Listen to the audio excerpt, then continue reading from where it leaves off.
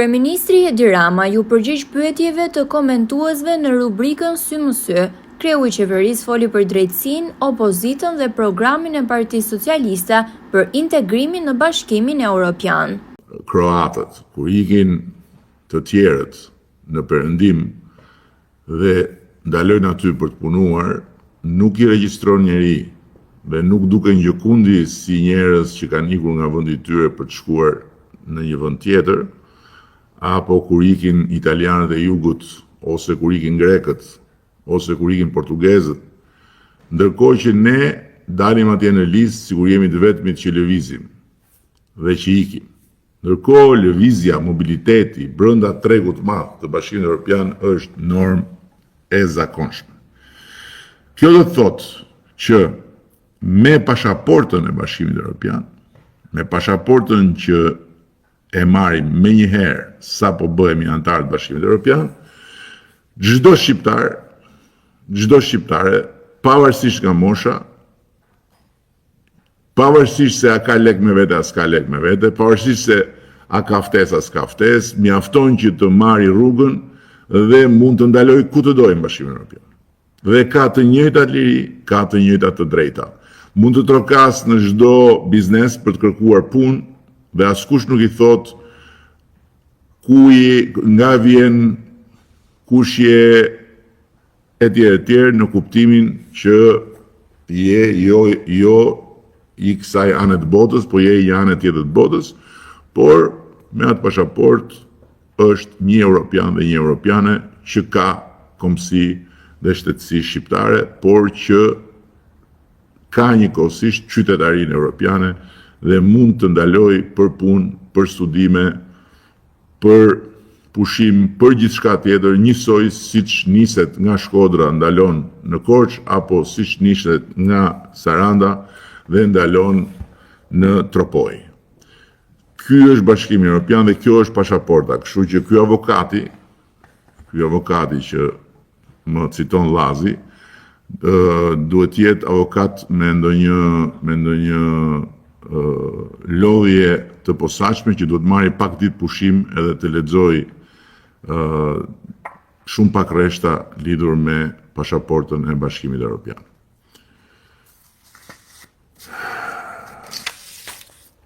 Vazhdojmë me OZKM, po nuk mund të ngeli ora tek pasaporta evropiane se nuk na hyn më në punë, për arsye sepse s'ka më të rinj në Shqipëri. S'ka më të rinj në Shqipëri, okay. Kanë ngelur vetëm djemtë e babit. Kush janë djemtë e babit? Ky që shkruan është Alberti. Albert Alia, duam program të kthehemi, të mbushen shtëpiat me nipër e me mbesa prindërve, duam të flasim si gjuhë të parë gjuhën e nënës fëmijët tam, duam zgjidhje me të gjitha, duam ta mbrohet gjuha shqipe me ligj, sepse mirë që fëmijët po na humbasin identitetin e gjuhën për atë pak që flasin, më kanë bërë lëmsha dhe gazetarët e paraparuar. Albert, atëherë ti marri me radhë. Ora nuk më mbeti mua tek pasaporta evropiane, por ora e historisë së vendit ton ka qenë gjithmonë e lidhur me pamundësinë për të qenë të barabartë mes barabartësh në këtë kontinent ku kemi bekimin të jemi në mes, në zemër të Europës dhe ku kjo zemër e Europës Shqipërinë ka pasur si një vrim ku shqiptarët kanë vuajtur dhe janë poshtruar historikisht. Kjo është ora e historisë sonë, ora e pamundësisë. Dhe sot ora e historisë sonë ka këtë mundësi. Një mundësi historike pasi është hapur dera. Është hapur dera sepse ne kemi bërë më së miri detyrat tona, por dhe se ata duan të na fusin brenda në shtëpinë e tyre. Për arsye që nuk lidhen vetëm me ne. E shpjegova, që janë gjeopolitike. Dhe ne nuk mund ta humbim të shans. Siç mund të kemi humbur të tjera mundësi historike në të shkuarën.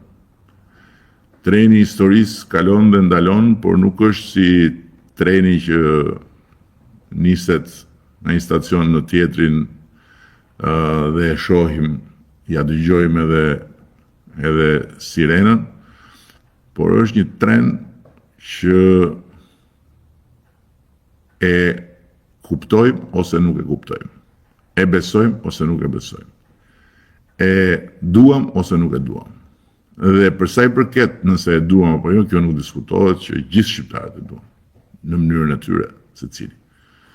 Përsa i përket e besojmë apo jo, kjo është betejë për të kuptuar dhe për të besuar që këtë mundësi historike ne nuk mund ta humbasim duke u marrë me elagu se lagu e duke ngecur në për shumë e shumë cepat që vetvetiu ka jeta jonë.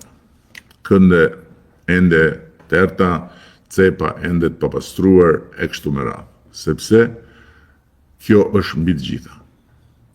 Dhe ka apo s'ka të rinj në Shqipëri, unë po të informoj që janë mbi çerek milion fëmijët dhe të rriturit që shkojnë në shkollë dhe studiojnë në Shqipëri, që kemi një ide. Flas për ata që janë akoma pa dalë nga bangat e shkollës, që nga filloria deri në universitet. Pastaj ka dhe plot të tjerë. Dje isha në Sarandë dhe ishte një kënaqësi e rrallë takimi me një grup rreth 50, 60, 70 veta sa mund të ishin, ku shumica dërmuese ishin të rinj që ishin kthyer me studime, me sukses në ato vende ku kishin qenë dhe po kaq të suksesshëm ishin në sipërmarrjet e tyre.